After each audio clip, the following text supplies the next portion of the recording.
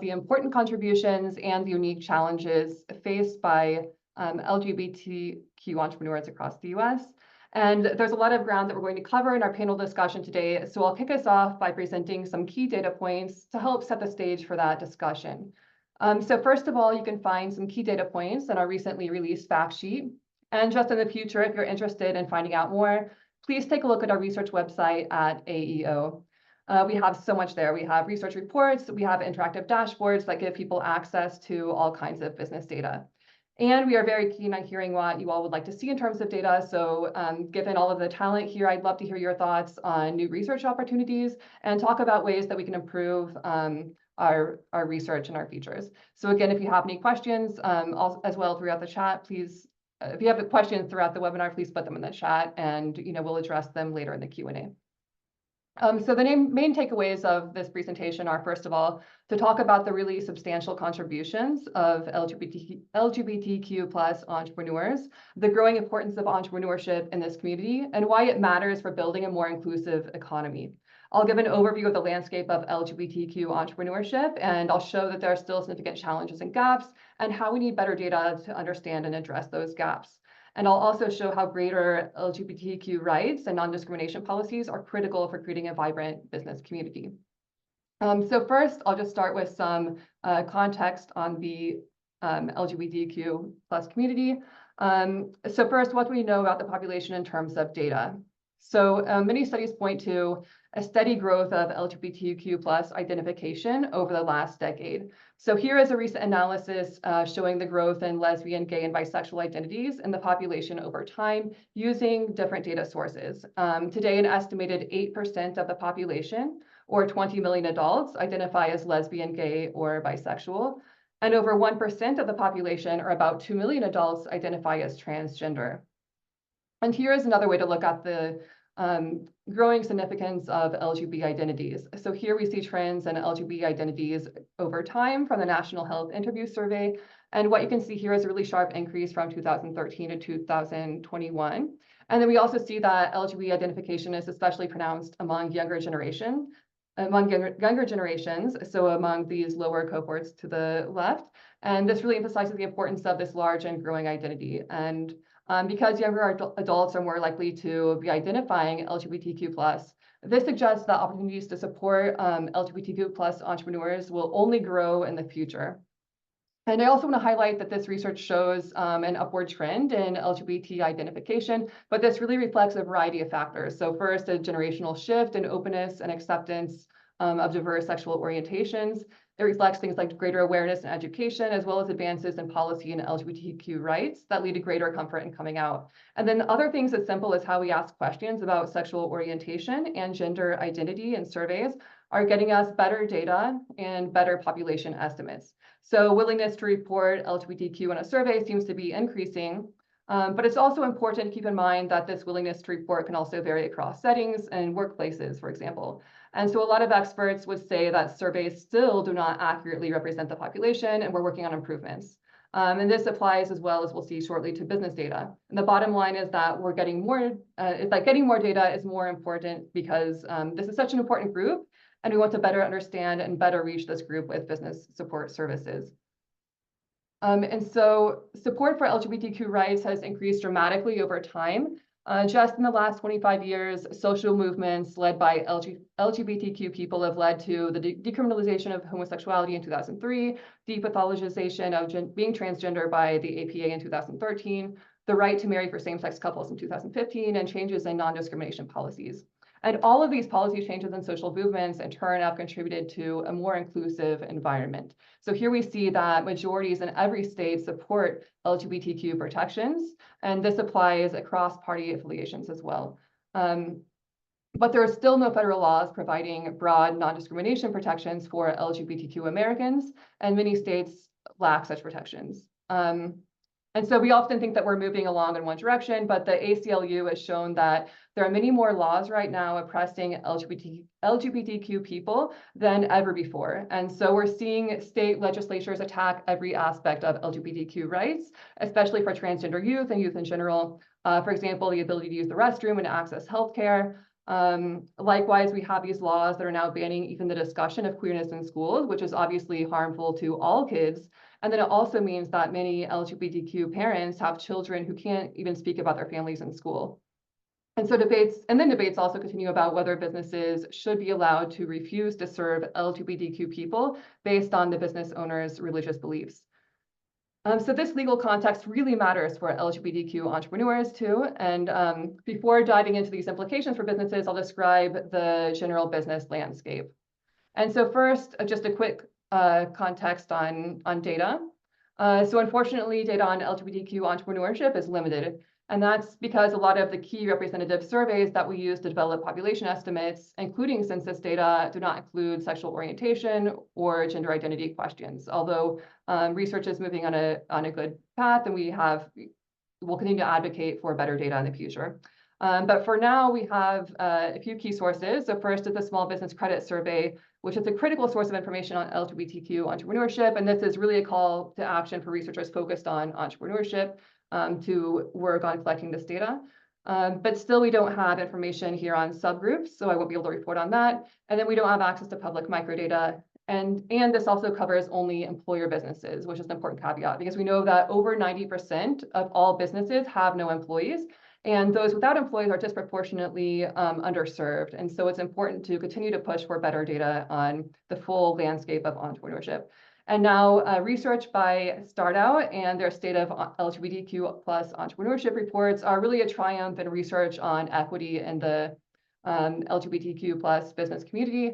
And this StartOut research draws on data from over 200,000 fast growth businesses across the country. So it's a really great data source. And of course, the National LGBT Chamber is really the most significant source we have to understand the size of this business segment.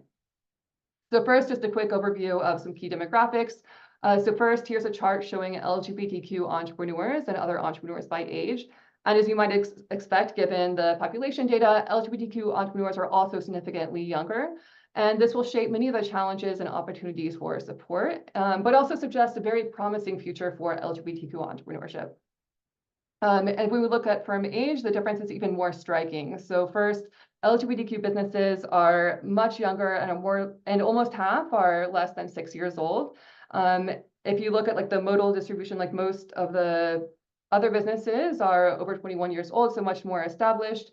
And this has significant implications for the types of supports that are needed for these businesses to grow and thrive, and also suggests the importance of supporting LGBTQ businesses to sustain a vibrant small business community in the future. And as we think about strategies to support LGBTQ plus entrepreneurs, it's also important to think about the significance of race and the racial demographics of firm owners. So many studies tend to show that the LGBTQ population has a higher proportion of racial minorities than the non-LGBTQ population. Typically, like with a disproportionately identifying as Hispanic, and this shows up in this data here as well. So we see in the Small Business Credit Survey, this is a survey of employer businesses, and we see for both groups, the population is disproportionately white, but there's still a slight overrepresentation of Hispanic entrepreneurs here. So this is something to think about as we think about LGBTQ plus business ownership and economic disparities broadly. We need to think about intersectionalities, and then even knowing that race alone would not explain differences in LGBTQ outcomes, just understanding what those distinct experiences look like for those who are both racial minorities and sexual or gender minorities is so important. And now we've seen that LGBTQ identification is growing and represents a substantial share of the U.S. population and the business community. As you would expect, LGBTQ entrepreneurs are also a large and growing part of the U.S. business community. So in terms of economic impact, the the National LGBT Chamber shows that LGBT-owned businesses contribute 1.7 trillion to the U.S. economy, which is just an incredible contribution of this business community.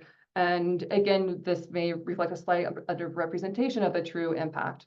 And then here we see key findings from StartOut's State of LGBTQ plus entrepreneurship report, showing that these entrepreneurs make substantial contributions to the economy, generating 36% more jobs and 114% more patents than other entrepreneurs, despite having less funding.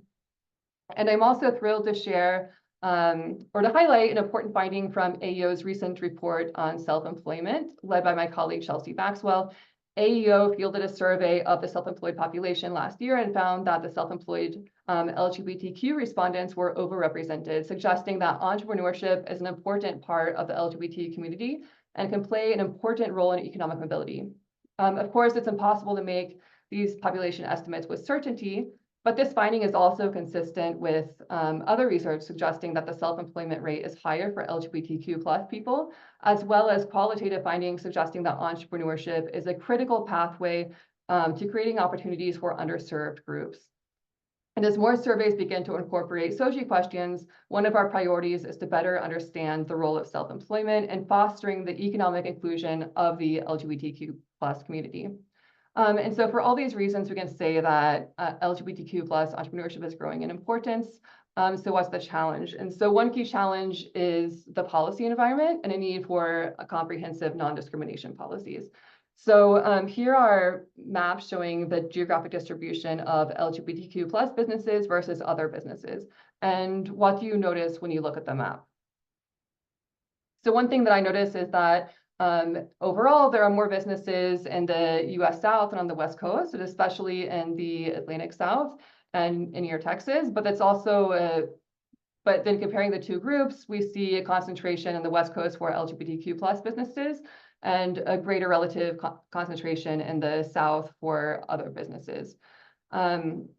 And so research has shown that LGBTQ plus entrepreneurs are more likely to open businesses in states with non-discrimination policies for the LGBTQ plus community, leading to underrepresentation in the US South and overrepresentation in the US West. And new data and policy insights also reveal how multiple states could have created thousands of jobs and raised billions of dollars with additional funding if they passed non-discriminatory laws. So this is about economic inclusion, and it's also about economic impact. Another challenge is a revenue gap. So significantly, like LGBTQ business owners generate lower revenues than other businesses, and this often reflects this being an underserved population, having more limited assets to start and grow their businesses. There's a lot of research showing that LGBTQ people in the United States face many economic and financial disparities, and so that also contributes to disparities in the resources to start and sustain their businesses. So we also need more data to better understand these challenges and opportunities for support. We also see a significant and persistent credit gap. So last year, LGBTQ entrepreneurs were denied credit at a significantly higher rate than other entrepreneurs. They're also more likely to report being discouraged from applying for credit when they need it. And then StartOut's research has also shown that LGBTQ entrepreneurs receive only 0.5% of startup funding, even while they represent over 7% of the population. So ultimately, we need better data to help us make our case to better support this community to foster economic inclusion of LGBTQ entrepreneurs. That's the one main takeaway. So we need to push for more representative, publicly available data with SOGI questions for business data and then for data in general. So this data is about who gets seen and who doesn't, who gets their needs prioritized and who doesn't, and who gets the right resources and opportunities. And so by supporting these entrepreneurs, we can build a more inclusive economy. So in closing, I want to highlight why this all matters for those seeking to build a more equitable and inclusive economy through entrepreneurship. It matters because when we talk about empowering LGBTQ plus entrepreneurs, it is fundamentally linked to the empowerment of other groups. So as we move forward, it's essential to think about supporting these entrepreneurs through targeted policies and community initiatives. So our goal is to create a business environment that works for everyone, regardless of gender identity and sexual orientation. And today we have an esteemed panel of experts with us, and I'm so excited to get this conversation going.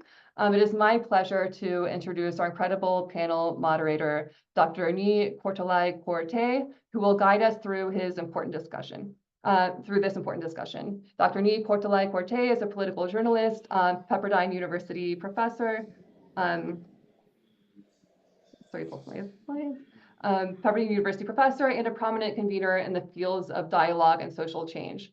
Born into a Ghanaian American family, Dr. Cordelay holds a doctoral degree in organizational leadership and a master's degree in social entrepreneurship and change from Pepperdine University. Throughout his career, he has been featured on various media outlets, including the Oprah Winfrey Show, MSNBC, CNN, news station, Sirius XM, and as a daily news anchor for Fox Broadcasting and Fox Soul. He currently serves as a host of a More Perfect Union radio talk show and podcast produced by KBL Talk 1580. Before returning to his passion for political journalism, Dr. Corte has been actively involved in policy advocacy efforts on issues ranging from civil and human rights to childhood obesity to senior issues.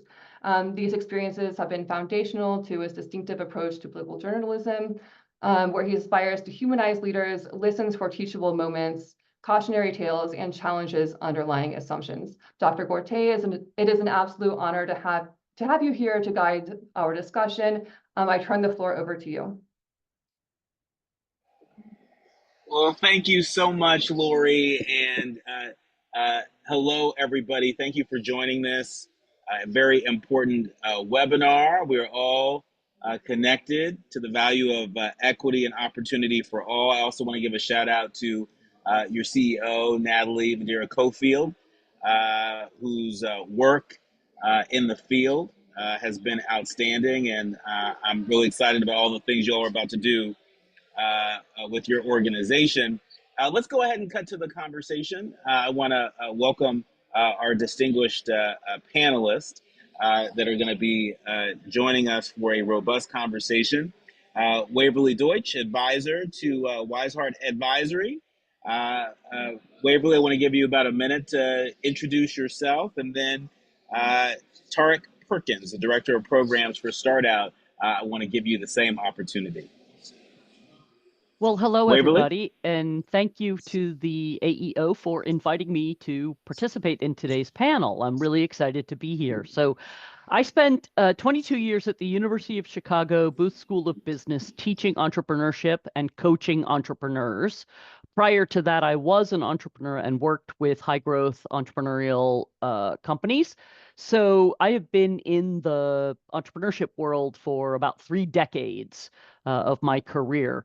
I retired from the university last June and persist in my advisory work for entrepreneurs, and thus the Wiseheart Advisory designation on my career now. So I created an advisory firm. I'm an operating partner with OCA Ventures in Chicago. I'm an advisor to Pace Healthcare Ventures in Chicago. And at any given time, I'm coaching half a dozen to a dozen entrepreneurs, some of whom I coach through StartOut. So I am involved in the StartOut community, and I believe that the AEO found my research that I wrote for the Chicago Booth Review, which covers a lot in the way of discrimination in venture funding, the fact that many communities get less funding than they should, particularly women entrepreneurs, BIPOC entrepreneurs, LGBTQ entrepreneurs. And I had the great privilege of being part of StartOut's seminal report on the state of LGBTQ entrepreneurship in 2016 as one of the researchers and authors. But I won't steal Tariq's thunder. So that's me, and I look forward to the conversation.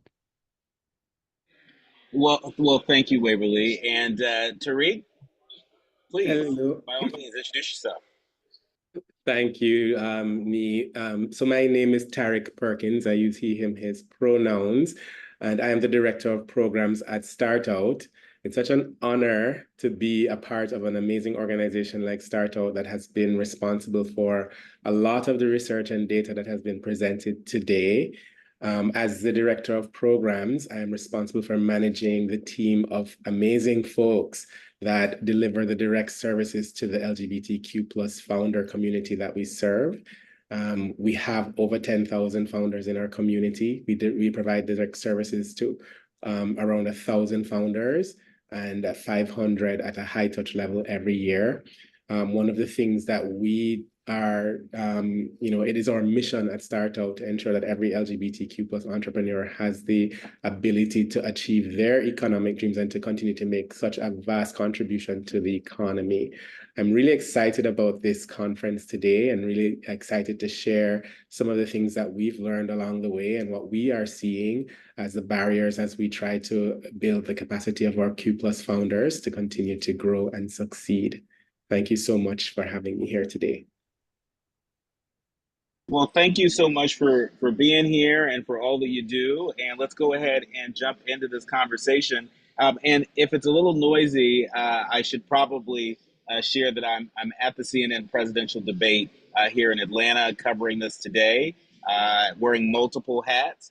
Obviously, there will be a lot of discussion about the economy that I'm sure we'll all be paying attention to. But in that spirit, let's explore what are the opportunities and obstacles for entrepreneurship in the LGBTQ community. We don't hear nearly enough about how the economic headwinds impact the LGBTQ community. Waverly, in your opinion, what do you see as the greatest opportunity and challenge faced by the community, and how can we address it?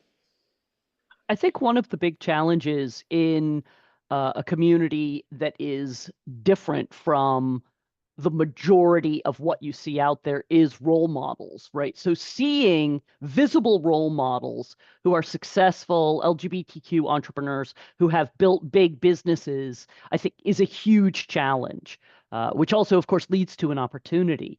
I was really glad that Lori brought up this trend towards more willingness to self-identify, to be out of the closet, because if we don't know that successful entrepreneurs are LGBTQ, then they don't provide us with examples and role models. And so examples and role models and mentorship, which is a big focus for Start Out, I know, I think is one of the big opportunities for us. I think so. When you see it, you believe it, you can attain it, and clearly we don't see nearly enough of it. But there's evidence that we thrive in spite of that. Tarek, what could we be doing right now to create a business community that is more welcoming to all entrepreneurs, regardless of gender identity and sexual orientation? Clearly, some of the uh, headwinds that are anti-diversity, equity, and inclusion are blowing. Yet this work endures. Talk to us about what we could be doing right now, what we could be doing better to create a business community that's more welcoming. Well, I think it starts with recognizing that today there is a very healthy ecosystem of support for LGBTQ plus founders out there. So I think that what we could all be doing is really identifying the actors in this ecosystem of support. There are many organizations out there, such as my own, Startout, but there are others, the NGLCC. There are many venture capital firms that are focused on supporting LGBTQ plus community, like Chasing Rainbows, Colorful Capital. There's an alliance of venture capital firms out there, the Venture Out Alliance, that all share the mission of supporting our community. So what I think we could all be doing better is finding these actors and supporting them in the work that they do, because that to me is the biggest opportunity for any queer founder out there today, is the fact that there is such a plethora of support services out there. So what I think we can do to bolster that opportunity is to really identify and lend support where possible to those actors in the space. I want to drill down on this point, Waverly. If we were to apply sort of an equity lens, what could this ecosystem of LGBTQ founders, how could we be supporting more LGBTQ founders if we applied an equity lens? Clearly, groups like Start Out and NGLCC and Chasing Rainbows are punching above their weight class, right? But I'm not sure if they meet the wide range of demand given the diversity under the rainbow. Right. So we can't expect that the powers that be that control the capital, that control the resources are just going to change. But what we're starting to see, and I think this is to Tarek's point about emerging funds that focus on LGBTQ, angel networks that focus on LGBTQ, is that we have to do it for ourselves and raise the visibility that way. So if you are a person who has the ability to be an angel investor, dedicate your angel dollars to one of the funds that is focused on this community. It's very easy to get involved with a general angel fund, but put your money where your mouth is. Go to those funds that are supporting the LGBTQ community, and then same thing with those of you who can be a coach to LGBTQ. Really reserve some of your time to make sure that you're applying it to this community that needs that visibility, that needs that access. I think it's, I'm a lesbian, and I spent most of my career helping make white men more successful. And part of what I'm doing in my retirement is trying to reverse that and be more of a resource to a diverse community, because that community has the same spread of talent. Talent is spread fairly evenly across diverse populations, but so much fewer resources that there's real opportunity to not only create value for the entrepreneurs, but to have those entrepreneurs create innovation and value for society. Waverly, I just want to ask a follow-up question there. Are you saying that given the resources that are out there in this ecosystem for LGBTQ founders, is it your experience, your perspective, that a lot of the folks that are benefiting from those funds typically are gay white men? And if that is your perspective, talk to us about any trends that you're seeing that suggest that there's a movement afoot where people are really looking to invest differently, and not just put out signals that suggest that they are, but they're really doing it. I think that for basically all investors, there has to be a conscious effort to expand your pipeline of deal flow, to actively go out to the communities where entrepreneurs who are building things that have great potential, the kind of potential that angel investors and venture investors look for. You have to go to them. They're not aware of you. They're not socialized to reach out and look for you. You have to go to their communities to make yourself available to the local communities by, speaking on panels like this, or posting blogs, or things that directly go to those communities and say, hey, we're available to you. And then it's incumbent on us to make sure that we're not using a double standard as we evaluate companies coming through our pipeline. So it's been proven in the literature that the way investors ask women questions is defensive mode. How will you protect your market share? How will you preserve cash? Whereas the way they ask questions to male investors is, how big can this get? How much can you grow? How much of an advantage can you create? And so one of the things that we have to understand how to do is coach ourselves to not treat entrepreneurs that are different than the ones we're used to differently, but also to coach them on how to deal with these things that are different. So we coach women entrepreneurs, we coach BIPOC entrepreneurs to turn those defensive questions around and make them offensive. So they're asking you, how do you protect market share? You could talk about how you protect market share, but tell them how you're going to gain the maximum amount of market share. And the research shows that when you turn the question on its head and make it more positive, the actual amount of investment goes up in those kinds of situations. So there are ways that we can both seek out a more diverse pool of entrepreneurs, but then coach them on how to go to the more traditional funding sources and be more successful. That's a really, really, really great tip. Really actionable, really practical. When we talk about implicit bias, I think a lot of folks sort of get lost in the language. And I think you really painted a very clear picture of how that happens, but even more importantly, how to turn it on its head and make it work in your favor. Tarek, I want to talk a little bit about the legal landscape.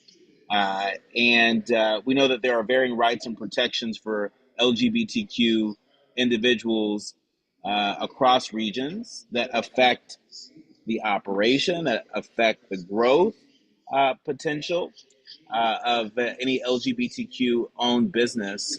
What trends are you seeing at StartOut with regard to the legal landscape, where we know that some states are, uh, you know, offer environments that are more favorable, that are more welcoming, quite frankly, to LGBTQ entrepreneurs, and other states are quite hostile.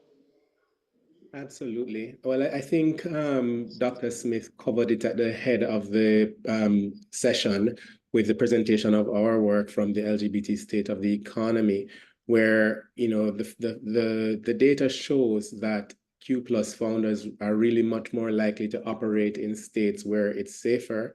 So the West Coast and the Northeast would have a higher percentage or representation of LGBTQ plus founders and owners, simply because, why operate in a space where that, laws and policies are not on your side? So I think, that there's really not much more to that conversation to add than that. It was very beautifully illustrated at the top of the call. I would love to just also, really double down and echo on what Waverly was just talking about, which is the two sides to that coin. As it relates to implicit bias. And, while we know implicit bias is alive and well, what we have seen at StartOut in support of Waverly's argument is that the founders really do need that preparation and that coaching and that support, because what we have seen is that when you look at our founders who are more early stage and trying to move from ideation into entering the marketplace, those founders are 1.6 times more likely to be BIPOC, 2.6 times more likely to be women identifying, because there are other issues that we need to address as it relates to the challenges that these founders are facing, whether it be because they don't have access to generational family wealth that would help them to bootstrap their way through ideation phase to developing an MVP, or whether it be some of the other challenges they may have in terms of child rearing and family protection and providing those support services that their counterparts who don't have those responsibilities might not face as they try to embark upon entrepreneurship as a way to defend a livelihood. I really think it's an important point to note that, yes, we need to work with our investors to make sure that they control their implicit biases on their side, but we also need to work on the side of the founders to ensure that they have what it takes to be able to flip that story, that narrative on its head and still succeed. And it also comes back to ensuring that we do the work in the states and spaces where laws and policies are not in place or not as favorable. Some would argue that because of certain federal freedoms that we all share, it's enough, but not when it comes to doing business, and certainly not in places where it's still possible for banks, for example, to deny access to credit just because they know the sexual orientation or preference of a client, and they maybe have certain religious affiliations that would suggest that they should prevent or deny access to those clients. Can I just jump So I in on want this? to, sure, Wave. I want to go to you next. I just want to point out real quick that this thing has layers, right? And so, when we're talking about LGBTQ folks' access to credit and how there's a disparity there compared to non-LGBTQ people, I want to add to that that if folks also are Black LGBTQ, if they're Black, Black women or Black trans LGBTQ, I would imagine that those numbers get worse and worse and worse and worse. And you know, for anybody who's been following the news, you have groups like the Fearless Fund that's been heavy in the headlines, a fund that exists to support Black women entrepreneurs that has faced some significant legal challenge. A lot of entrepreneurs see what's happening there as a legal setback. And so, Waverly, I want to give you a chance to sort of weigh in on the legal landscape and give our webinar participants a sense of not just sort of, who's most at risk, right? But what the ripple effect could be, if suddenly these funds are not able to target these dollars to segments of our community that have traditionally been left out. Yeah, I really did want to jump in on this question. For anyone who has doubt that the legal environment actually matters, economists love what's called a natural experiment.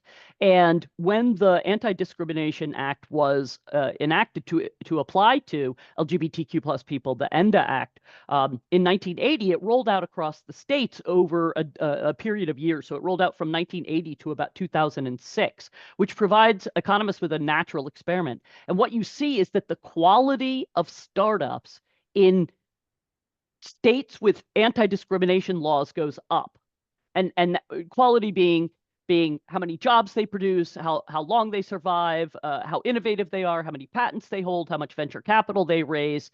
And why is that important? It's important because that's a federal law, right? That's a federal law that the states have to enact. And so if this audience is concerned about keeping a robust business community for all entrepreneurs, but particularly for either LGBTQ entrepreneurs or BIPOC entrepreneurs or female entrepreneurs, anti-discrimination laws make a huge difference, because just having a law on the books saying that it's illegal to discriminate is whether it's enforced or not. And let's face it, these laws are probably not heavily enforced in some of our states, decreases the amount of discrimination, right? So it increases the ability of those people to get credit, to rent a storefront, to not be discriminated against in contracting. So if you think that voting doesn't matter because your state is already red or your state is already blue, the federal situation matters a lot. Because when the federal laws get overturned, and that's what the Supreme Court's been doing around discrimination laws in general, when those get overturned, then states tend to regress to more discrimination. And Tarek can speak to this, but we've observed in the data, Dr. Vivian Ming, who's associated with Startout, has observed in the data that there is a flight of talent out of states that are highly discriminatory. So it impacts the state's economy, it impacts the business environment, and it impacts those members of the LGBTQ community or the BIPOC community or the female community who don't have the economic means to have that mobility, right? They can't leave those states. So having federal policies that put a cap on the variation in the state levels is critical, absolutely critical. Well, I really appreciate you walking us through that. I want our audience to make sure that they prepare their questions. We want to give you all a chance to tap in to the Q&A portion that's coming up. But, we want to get through as many questions as possible. And I really want to talk about scaling. There's a lot of talk, Tarek, about startups and investing in startups. And that is a really important part of the equation. It's a part of the ecosystem. But my friend, Ryan, who is the founder of The Gathering Spot here in Atlanta and DC and Los Angeles, has been on the road talking a lot about scale, right? We talk about, investing in startups in traditionally marginalized communities, but not enough about scaling. Can you talk to us about what are some of the specific challenges for LGBTQ businesses in the startup phase versus the scaling stage? Absolutely. I think in many ways it's really a progression of some of the challenges that we've been talking about already. So one of the, I would say the first thing is just really access to capital, access to VC capital in particular, when it comes to scaling and scaling quickly. And if the LGBTQ plus community only gets 0.5% of that pie, that already shows you how much more difficult it will be for a startup who happens to be founded by a Q plus founder will have it to actually scale. But there are other things that we can talk through. One is really just having that mindset for scaling. It's a different mindset to start to come up with a really good idea and then to take that good idea and then move it through a process, to scale. It requires different types of skills at the table. So another major hurdle and challenge is really, effectively hiring to build that team. Because, when you're ready to scale, it's going to take a diversity of skills to ensure that you can move an idea from a concept to one that is, accessing, very, very, very large markets. So if you have, for example, a lack of, processes, well-documented processes that can be replicated, then that's going to be a big barrier for you to be able to take something and bring it to scale. So, I think those are, the main things, really access to capital, access to, really proper hiring, support, procedures to get the right people on the team, and then also just kind of changing that mindset to one of ensuring that they're all, all processes are documented and scalable, and that the business is actually well positioned to do that. So it's a number of things that come together, I think, that would pose a challenge, and I think that's why it's important for organizations such as Startout that really focus on working with founders and helping them to, develop that mindset and to gain access to capital, and to understand, what it really takes to move from point A to point B. That will make all the difference in founders finding success along that journey. Waverly, I really want to get a sense, and Tarek, I'm going to give you a chance to also respond to this question. Which industries offer more opportunities for growth, where, others seem to be plateauing or far less fertile? I want you to respond to that question. Also considering, to a point that somebody on the webinar made, is that there is this perception in the public square that LGBTQ people are financially more well off than the general population. People seem to think that we are all, Ellen and Elton John, and, uh, Lee Daniels and company. We know that that's not the case, right? But that public perception still exists. And I would imagine there are some entrepreneurs that really lose out on investment because of that perception. Well, I'm not sure that entrepreneurs lose out on investment because of that perception. But I do think it's a perception that hides the reality of the population that is on LGBTQ. So we actually know that LGBTQ folks actually score below the means in their genders, in their ethnic groups. They actually score below the mean because frequently they've had situations in their childhood where they've had to drop out of school, they've had to go to work early, they've been discriminated against and therefore held back in their career, they've not fit in college and therefore dropped out of school. So we know that there are a lot of those societal factors that actually counter that mythology that there is a lot of wealth in the LGBTQ community.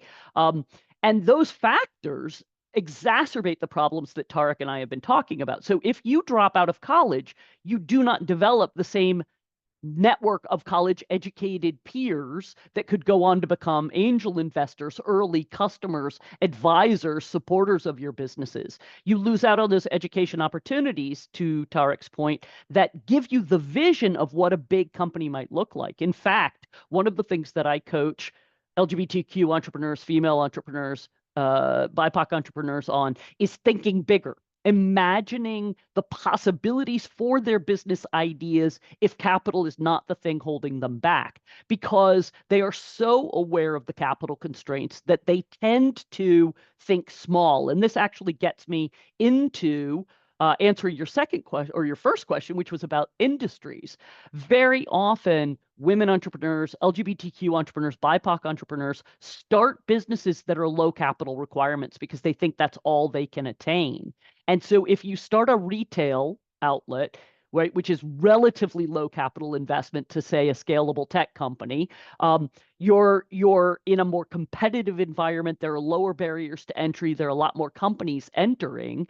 It's simply harder to succeed. So you see that a lot of LGBTQ entrepreneurs start services businesses that don't require a lot of upfront capital, retail businesses, consumer businesses, and being in those industries means you're in the industries that are not the industries that most of the scale dollars go into, which is software, technology, healthcare. By the way, healthcare is one of the most interesting industries for solving this problem.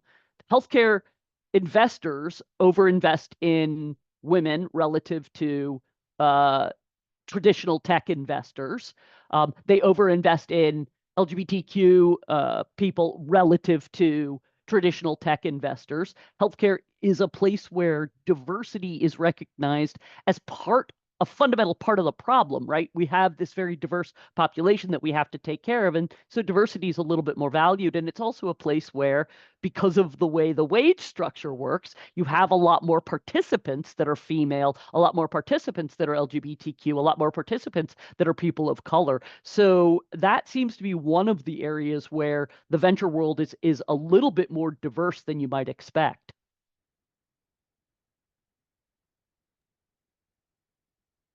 Tarek, in about a minute, I want to give you a chance to add, are there any industries that are fertile ground for LGBTQ communities, LGBTQ entrepreneurs that Waverly didn't mention?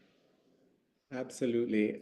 So what I won't say that I'll comment on what Waverly didn't mention, but I think I came to a similar conclusion through a different entry point in terms of the industry that I would recommend. I wanted to share that, at the spirit of entrepreneurship is really problem solving.